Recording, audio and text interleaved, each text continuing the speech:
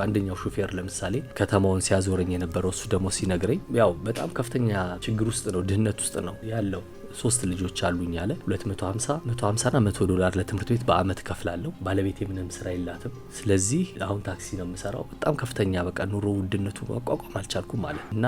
ያው ቅድም እንዳልኳችሁ ይሄን የሆነ ነገር ቢነሳ በቃ ለውጥ እንዲመጣ ከሚፈልጉት መካከል አሁን ነገር ቢነሳ ትቀላቀላለህ ወይ አመጹን እንደዚህ ስለሆነ ከፊት ነው መሆኑ አለ ምክንያቱም በቃ አሁን በእንደዚህ አይነት ሁኔታ ኑሮ መቀጠል አልችልም ማለት ናሱ ሲነግረኝ የአልማዝ ማዕድን ማውጣት ውስጥ ገብቶ ነበር ለመስራት 1 አመት ሰርቻለሁ አለ ገጠሩ ወጣ ያለ ቦታ ማለት ነው ግን ህገወጥ ቁፋሮ ነው በጣም ሪስክ ያለው ነው ሰው የሚሞትበት ነው የተወሰነ ጊዜ እስከሰራው በኋላ ፈራውና በቃ ቢቀርብኝ ይችላል ብዬ መጣሁኝ ወደዚህ አለ ግን በአንድ አመት ውስጥ ከ7 እስከ $10,000 የሚሆን አግኝቻለሁ አለ የተቆራረጠም ቢሆን ትንሽ ብር አግኝቻለሁ አለ ምንድነው የምታስበው ስለው አሁን ትልቁ ግቤ የህቴ ገጠር ውስጥ ማለት ነው የህቴ መሬት ላይ ወርቅ ማውጣት ነው የምፈልገው አለ እና ማይ ፕሮፌት ነው የሚለው እሱ የኔ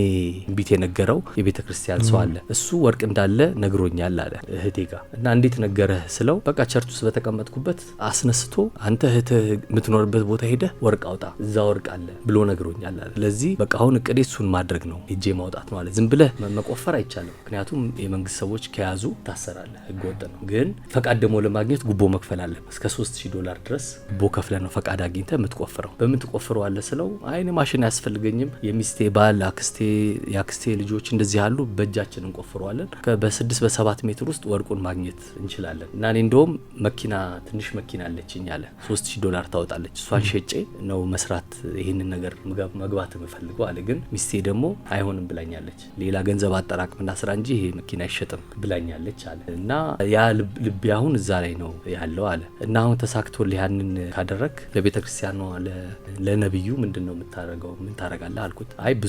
ብዙ ድሆችን የሚረዳ ቤተክርስቲያን ነው ያው ካገኘሁት ላይ እሰጣለሁ አለ ባታገኝስ አልኩት ቆፍራችሁ ባይገኝስ አልኩት ያው ሎጫው አይ ይገኛል አለ አይ ሊገኝ ይችላል ግን ባይገኝስ አልኩት እንደው ባይገኝ ስለው አይ እኔን አስቤው አላውቅም ያገኛለሁ አለ